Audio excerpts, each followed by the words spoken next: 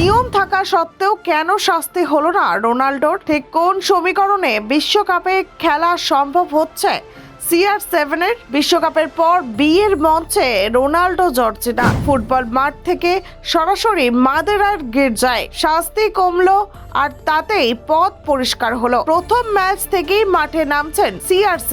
White হাউসের নৈশভোজে গোপন সমঝোতা হয়ে গেল নাকি? রোনাল্ডোর শাস্তি কমায় তুঙ্গে বিতর্ক। ফিফার নরম সুর, বিশ্বকাপ কি রোনাল্ডোকে ঘিরেই সাজছে আমেরিকা? 9 বছরের প্রেমে নতুন অধ্যায়, জর্জিনাকে বিয়ে করতে রাজি রোনাল্ডো। লাল কার্ড থেকে লাল গোলাপ, শাস্তির পর বিয়ের সুখবর, বিশেষ সুবিধা। অভিযোগে ফিফা চাপে, কিন্তু লাভবান হচ্ছেন CR7। ট্রাম্পের নৈশভোজ কি বদলে দিল রোনাল্ডোর ভাগ্য?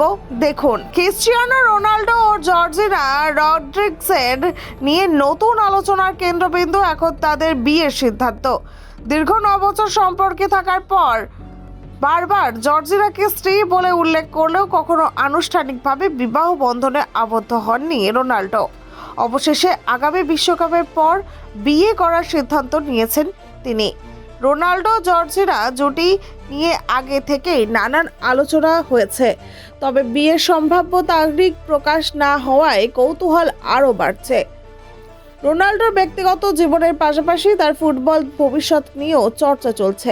বিশ্বকাপের যোগ্যতা অর্জন পর্বে আয়ারল্যান্ডের বিরুদ্ধে ম্যাচে লাল কার্ড দেখার পর তাকে 3 ম্যাচের জন্য নিষিদ্ধ করা হয়েছিল। এতে বিশ্বকাপের প্রথম 2টি ম্যাচে তার খেলা অনিশ্চিত হয়ে পড়েছিল।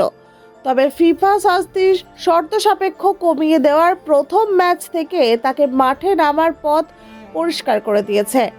ফিফার এই সিদ্ধান্তকে কেন্দ্র করে নতুন বিতর্কের জন্ম হয়েছে। অনেকেই মনে করছেন, বিশ্বকাপের মতো বড় প্রতিযোগিতায় রোনাল্ডোর অনুপস্থিতিতে ফিফার পক্ষেই সাংঘাতিক ক্ষতিকর হতো, তাই তাকে প্রথম থেকেই উপলব্ধ রাখতে নরম সুরে সিদ্ধান্ত নেওয়া হয়েছে।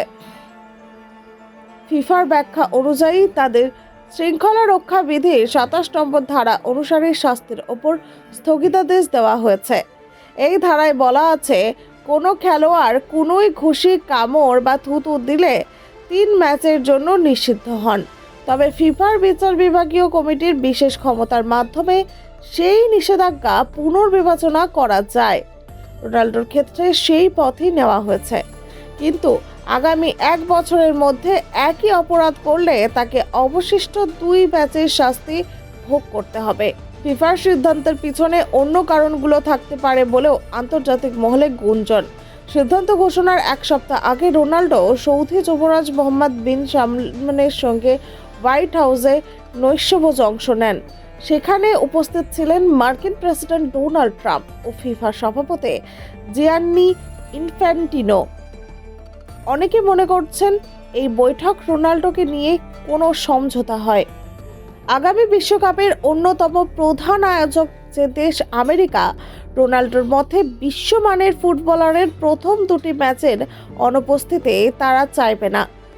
বিশেষ করে 2026-এর বিশ্বকাপের সম্ভবত রোনাল্ডোর ক্যারিয়ারের শেষ বিশ্বকাপ, তাই তাকে টুর্নামেন্টের মুখ হিসাবে রাখতেই যুক্তরাষ্ট্র আগ্রহী দেখিয়েছে বলে ঘোষণা।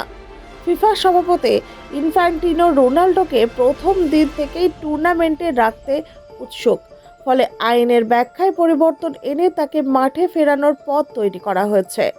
Bureau report, Bangla digital TV.